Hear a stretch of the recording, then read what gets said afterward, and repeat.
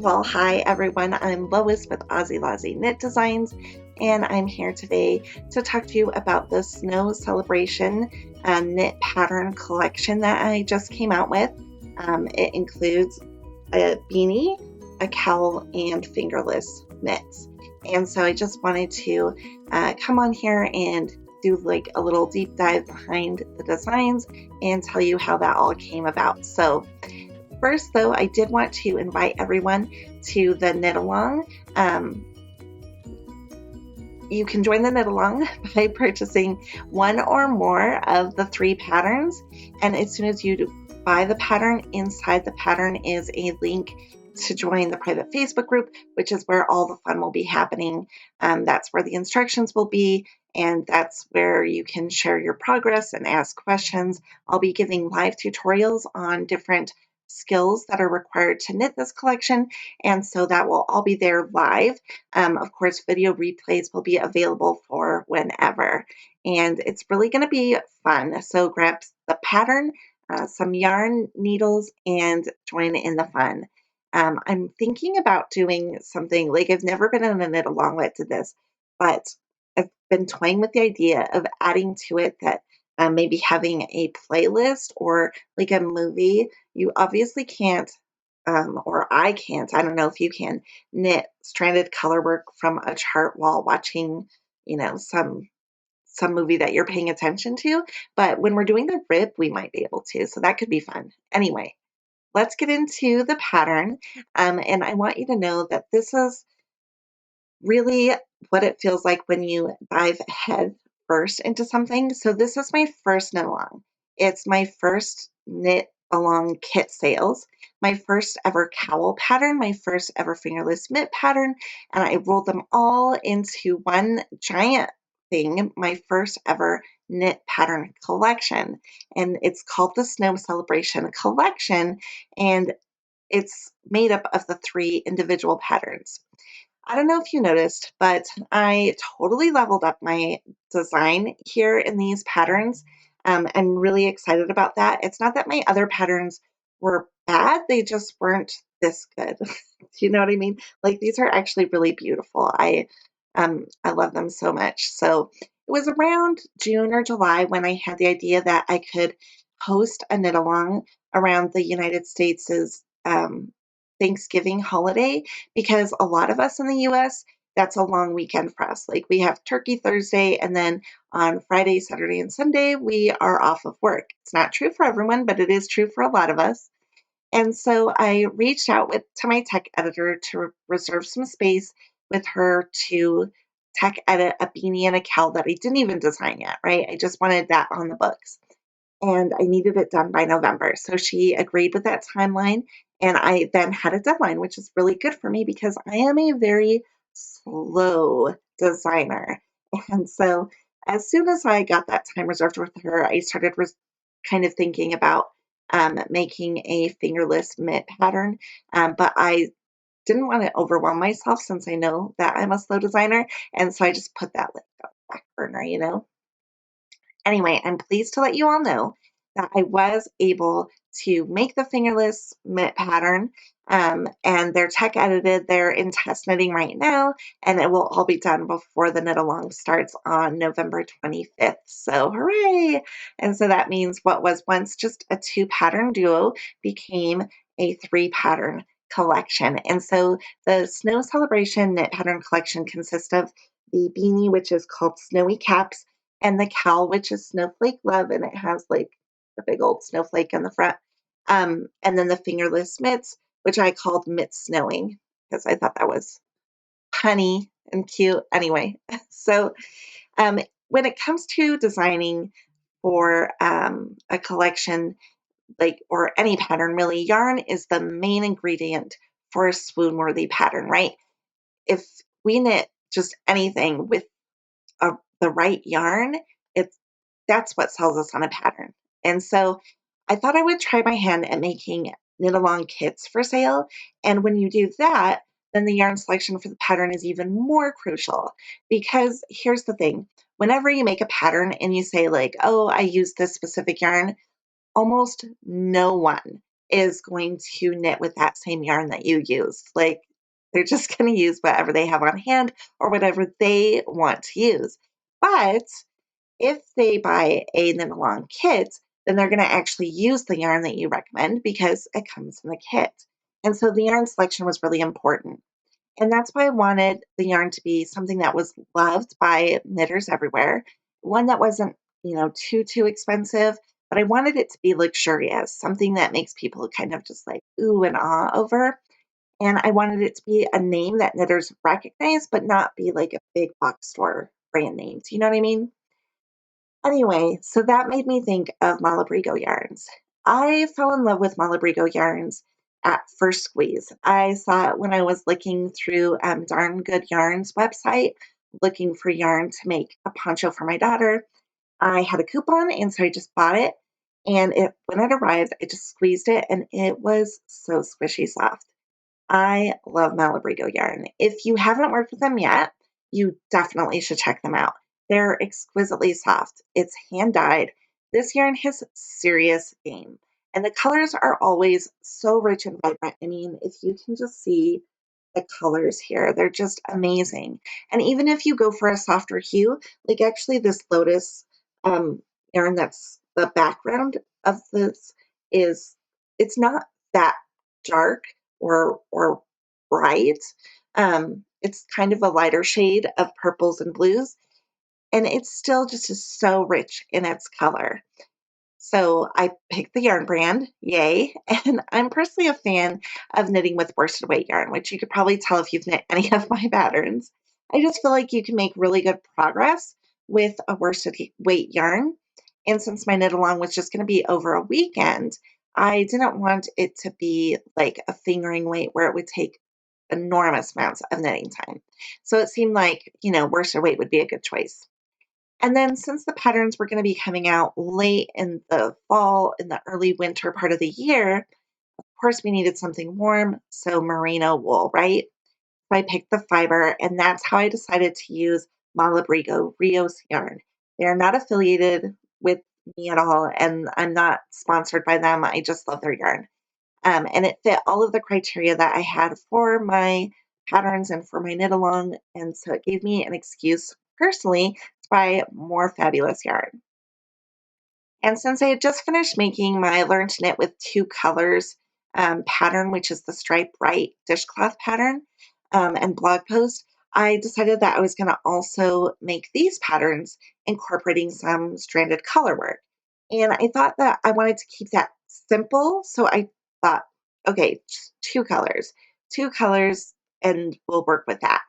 And I personally love tonal yarns. I love them. They're so rich and they kind of look solid. So like the blue that is in this is Paris Night, and it is a tonal yarn, but it looks solid. And I think it's really something that I love about that.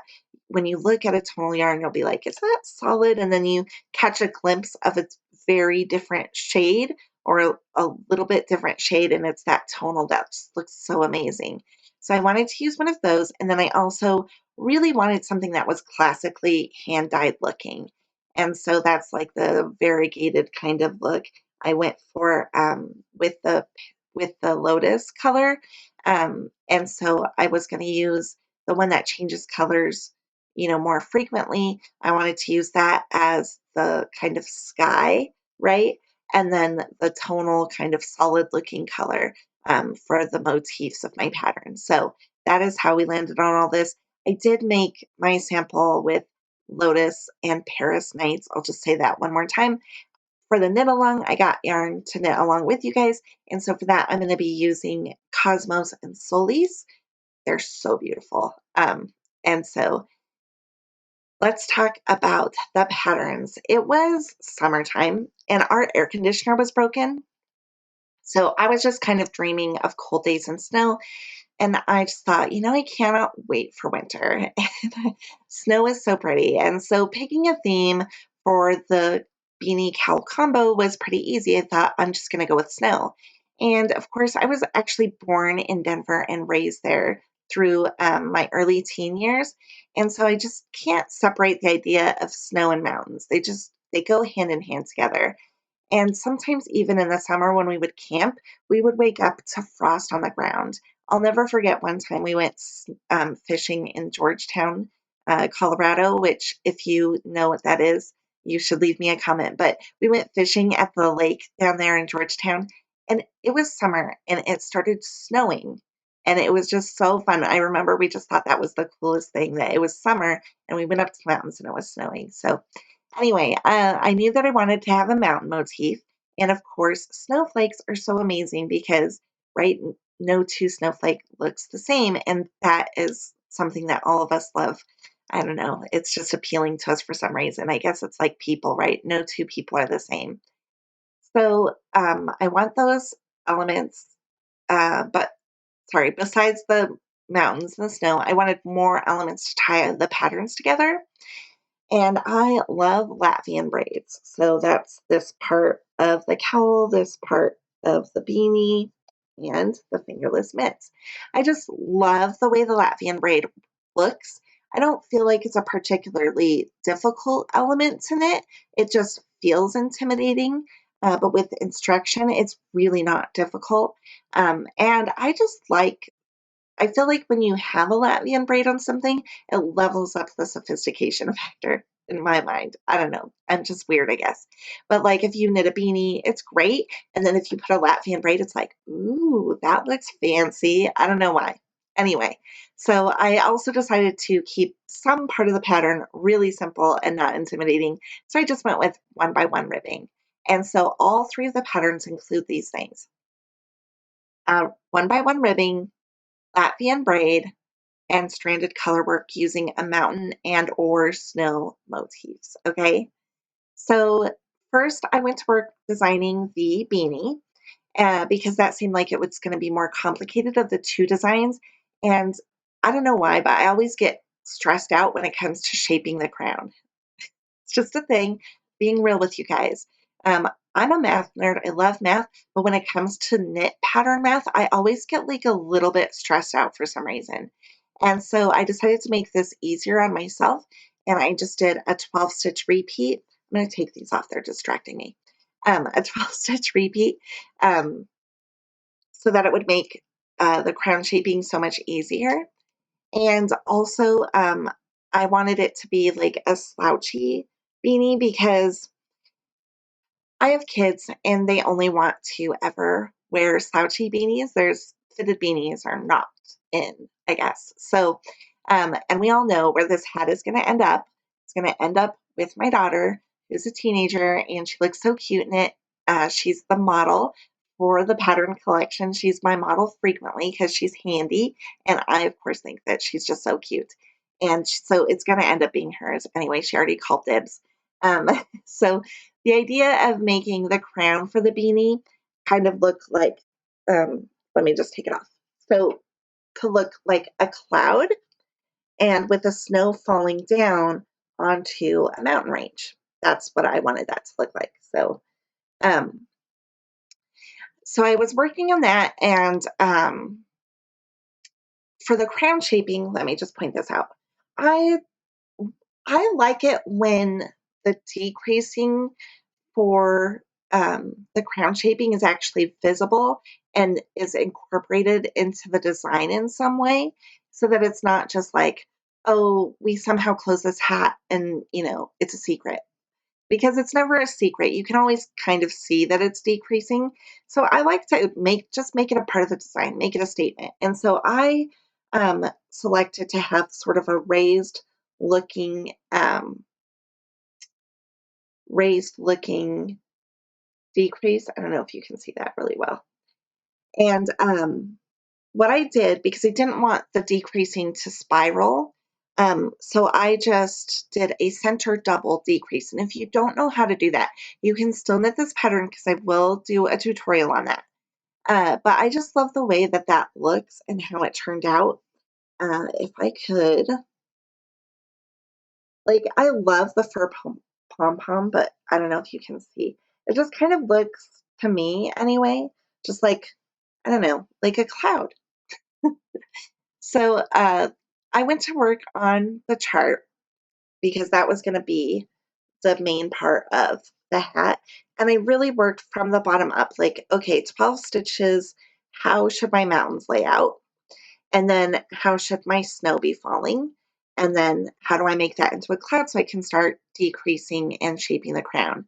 Um, when I finished making my draft pattern, I just started doing my sample knit, and it was pretty exciting, guys. I'm not gonna lie, because I actually didn't have to frog.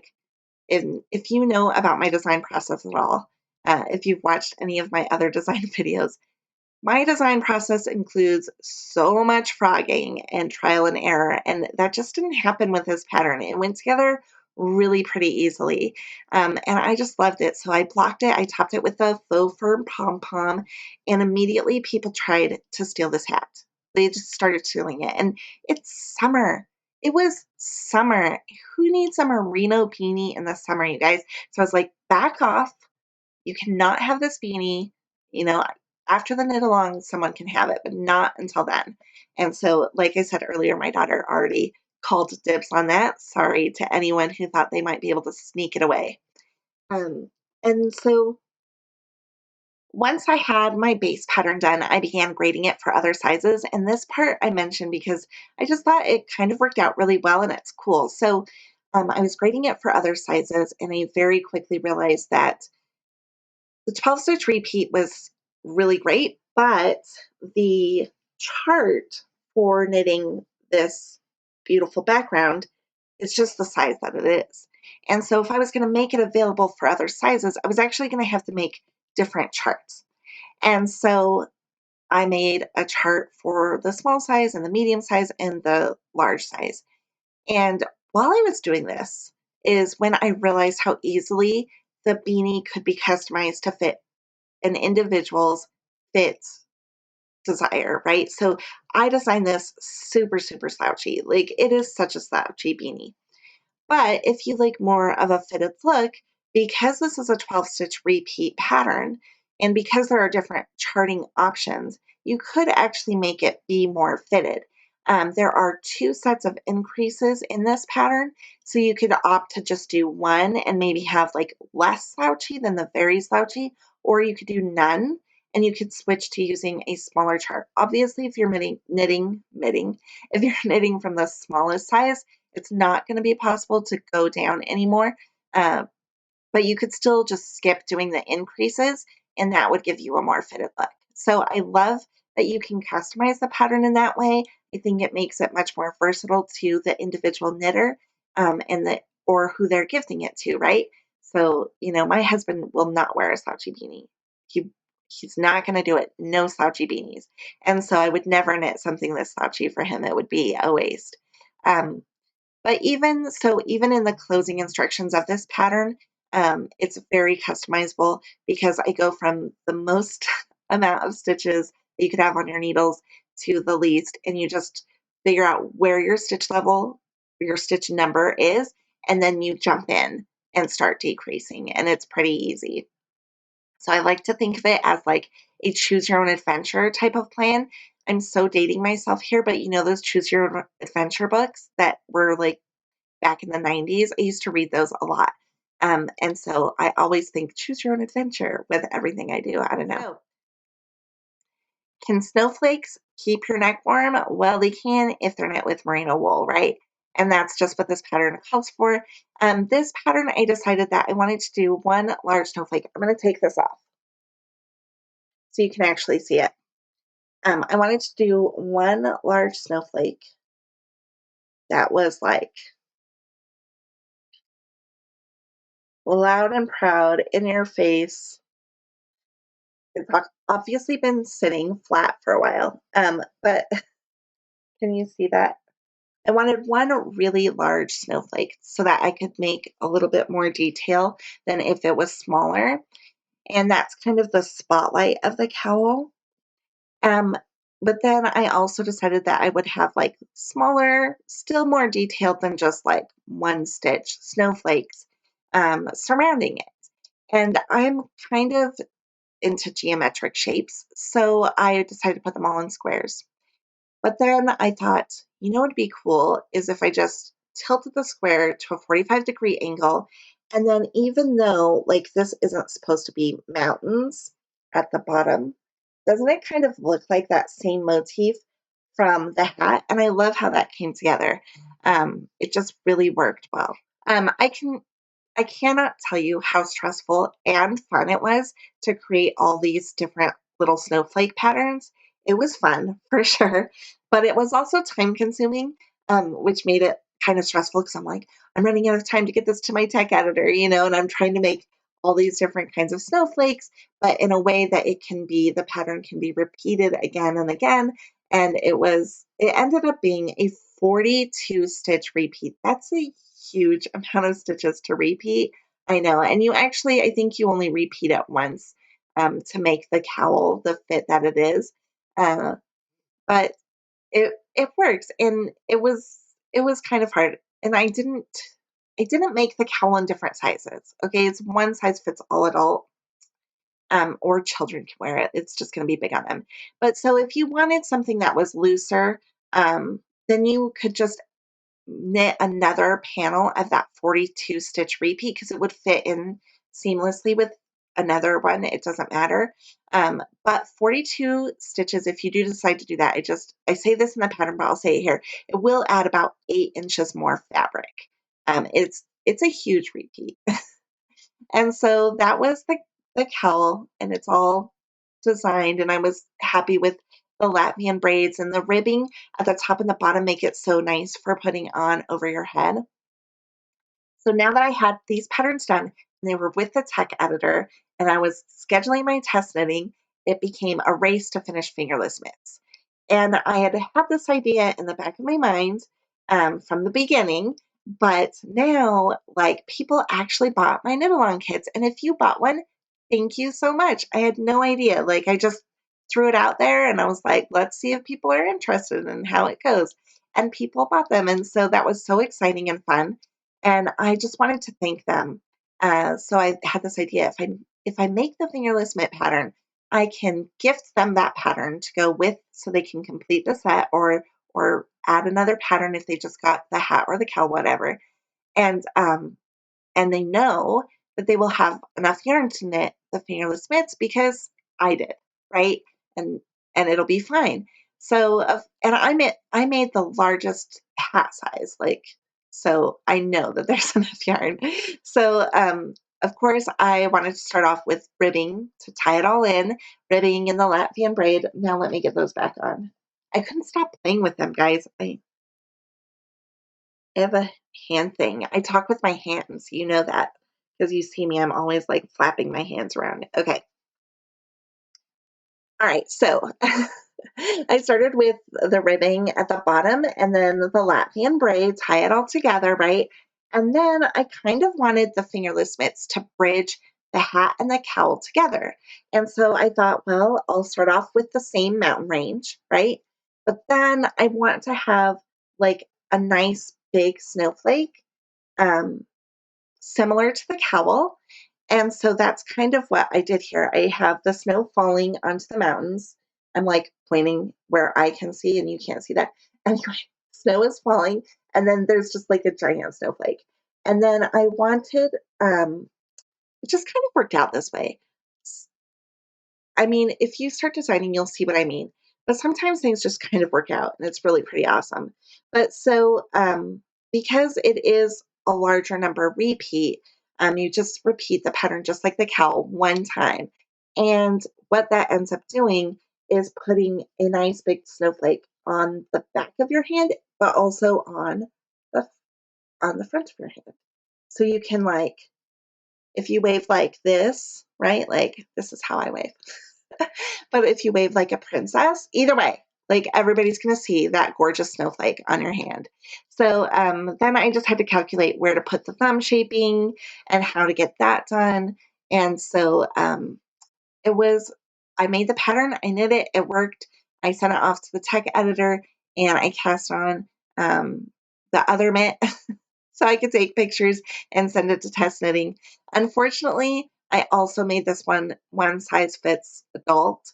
I just didn't have enough time to come up with more than one chart. But I will tell you that if you buy this pattern, I am going to make more than one chart, and I am going to get that tech edit and test it, and then just add it to the existing pattern. So once I get that done, then you will get an updated pattern, and it will have all of that in it. But I think because it's just fun, and I just went for it. I like it. Anyway, so that is the beanie, the snowy caps, or snowy cap. Sometimes I put an S and sometimes I don't, and then I can't remember which way I did it. Anyway, the beanie and the cowl and the fingerless mitts, which I did not weave in the ends on this one. That's kind of what I keep playing with, is the ends. And now I can't find it. Now here, look. Anyway, that's all for these patterns, you guys. And I just want to say again that if you have not yet joined the knit along and you are interested in it, you should totally do it. There are 3 patterns, but I don't expect anyone to knit all 3 in that weekend. In fact, I think, like for me personally, I'm only planning to knit another beanie. I don't have the time or want to spend like my entire weekend knitting. I know that sounds weird, but we usually do other things the weekend after Thanksgiving. So I still want to do those things with my family. But anyway, so I'm not planning to knit more than one pattern. I'm just going to do the beanie. And I think that it's good. Like you can come into this and say like, well, I just want to knit the cowl. In fact, I have some people who are just doing the cowl. That is great. I think what's nice about this collection is that they all use the same elements. So I can create a tutorial video for the alternative rib cast on, and every single pattern is going to use that. And there's going to be a tutorial for the jogless Latvian braid, and everyone's going to be using that. And so most all of the tutorials that are going to be in here are used in every single pattern, except for the beanie, which has extras because it's going to have the center down double decrease as well. And that's the only pattern I use is that. Anyway, so you don't have to knit all 3. You don't even have to knit 2. You can plan to knit 1. And also for people who maybe aren't fast knitters, I'm not a fast knitter, guys. I'm a slow knitter. It's okay if you don't finish the knit along in the weekend. Okay. I think for my first knit along, I was like, I have to keep on track. And it was actually a 1-day knit along, and it's a hat, which I think now I would probably be able to get it done in a day because I'm faster at knitting than I was back then. But it was my first knit along ever, and I could not keep up. I couldn't. And it actually took me an entire week to finish that one hat. And then I felt bad about it, but I don't want anyone to feel bad. How you knit is unique to you, and you can go slow, and you can just knit one thing, and it doesn't even matter. The point of the knit along is just to like come together with other people, and it's fun. I don't know, people post pictures and comments, and I've always had fun in knit alongs. It just feels like you're a part of something bigger than just you. Anyway, so that's it from me today. Also, if you enjoyed this video, will you please hit like, share, and subscribe. Thanks.